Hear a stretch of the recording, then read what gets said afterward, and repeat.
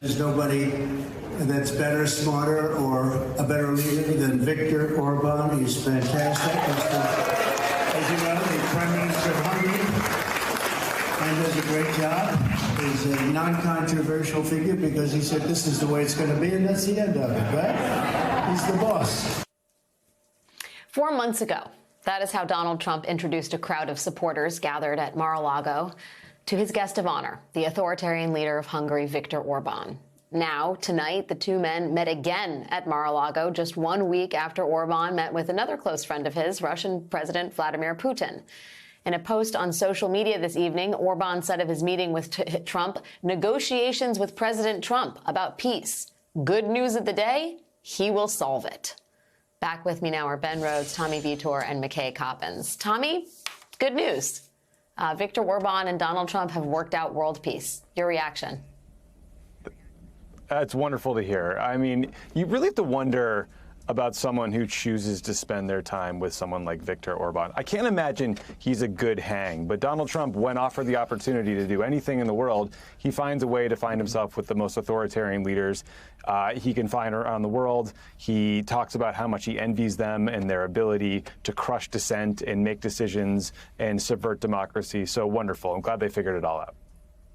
Ben, I mean, we're talking about this study in contrast, right? There's Biden with NATO, Zelensky, and then literally a split-screen moment for the global community with Orban and Trump meeting at Mar-a-Lago. This is fresh off of Orban's meeting with Putin. NBC reports that a source familiar with the Trump-Orban meeting assured that any talk of Orban effectively being a back channel to Putin is nonsensical. Do you think it's nonsensical? I don't think it's nonsensical at all, Alex. And look, first of all, it's not as straightforward, right? Because it's not just Orban who went to see Putin recently. Putin has seen Xi Jinping. He's seen Kim Jong-un. He hosted Narendra Modi on the eve of the summit. I think he's been trying to demonstrate, hey, look, I've got a team as well. And we want to totally overturn the order that is represented by NATO itself. These are the stakes that are happening. And, you know, Orban is something of a model for Trump, right? He did his Project 2025 after he was elected prime minister and kind of transitioning a democracy in an authoritarian, essentially single-party system. Now, the reason I don't think it's fanciful is, first of all, he was just in Moscow. He was just seeing Putin, right, just days ago. And now what is he telling us? That there's good news, there's a peace plan. I mean, Orban is telling us, literally, in that social media post, I talked to Trump about what I talked to Putin about.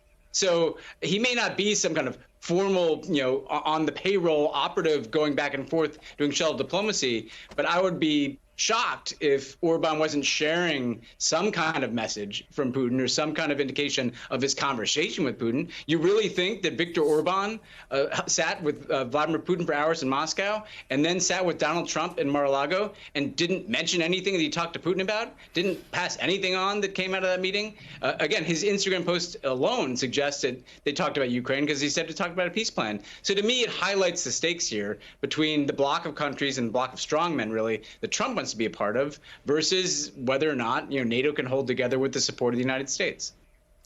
It's, McKay, a remarkably unnerving moment for Americans, for the global community. I want to, get your thoughts on the segment that we had going into this. We had Congressman Jim Himes, who's the top Democrat on the House Intelligence Committee, come out with a statement saying he believes President Biden should remove himself from the top of the Democratic ticket. First of all, from someone like Jim Himes, who is very steeped in international affairs, House intelligence, obviously, this seems like a meaningful decision. And I wonder the degree to which you think it has an effect on the global community that's watching everything unfold here in America. I know that, from your reporting, they are following on an almost granular level what is going on in America right now. Yeah, that was one thing that really struck me in my reporting in Europe is just how closely European officials, especially people in NATO, are following everything that's happening in this election. And, they know the names of members of Congress. They've met in many cases with them or with members of their staff. So I don't think it goes unnoticed when a senior Democrat with the depth of experience that he has with intelligence, national security, foreign affairs, comes out against Biden. I think the question is going to be in the coming 24, 48 hours. You asked him this question.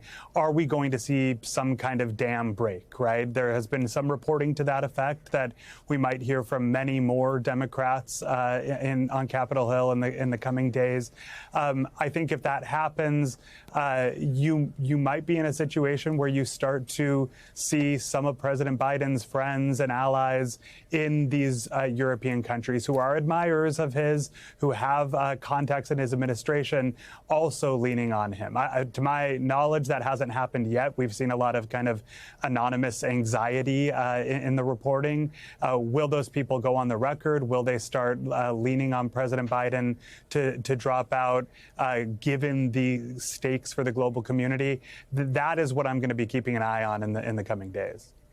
Yeah, Ben, the congressman said that his statement tonight didn't have really much of anything to do with the press conference that the president just had, which I thought was quite interesting, right? I mean, on some level, one understands why he would want to wait till the NATO summit was over to do this. But on the other hand, the Biden campaign, I think, and, Democratic onlookers thought that this press conference was a chance for Biden to sort of resurrect his candidacy. And by all initial accounts, it wasn't a bad night for him. Do you worry that the sort of pendulum keeps sort of incrementally swinging back and forth for way too long and becomes actually damaging for the ticket on whole, whoever's at the top of it, unless someone steps in? And do you think anybody is willing to step in? And by that, I mean, do you think Barack Obama is willing to step in here and get his hands dirty? Well, look, first of all, Sure, you don't like this going on too long, but I'd rather take a couple weeks, Alex, and figure out whether we have the best person to run the campaign against Donald Trump. I don't know that, this is pretty priced in that the debate was bad and the Democrats are upset about this and the Democrats are having a debate about this internally. And so I actually don't know that it matters that much whether it's like, a couple more days or another week. I mean, the reality is there's sand running through the hourglass, right? Because there's a hard deadline with the nominating process. I think, what you see from Jim Hines, though, is, look, that statement was clearly written before the press conference tonight. I thought one of the most powerful things he said is part of the challenge is we don't want to feel like every single time Joe Biden is out on camera that it's some kind of like riveting test. I mean, the very fact that is the dynamic is kind of the problem, actually, that you get through one of these things and it was a slightly better than the ABC interview. So the pendulum inches in one direction. The question is, does the Democratic Party as a collective, and that's most represented by elected officials in Congress, believe that they want to head into the election with Joe Biden as a standard bearer for the sake of winning the presidency and for the sake of not harming and hopefully helping down ballot Democrats? And I think that, it does feel to me like there's obviously a lot of conversations having behind closed doors. This is going to come to the forefront in the next several days.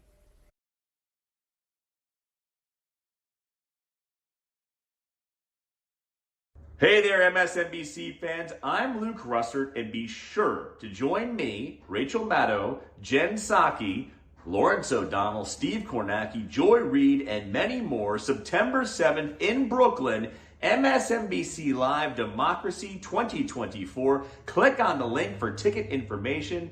We will see you there.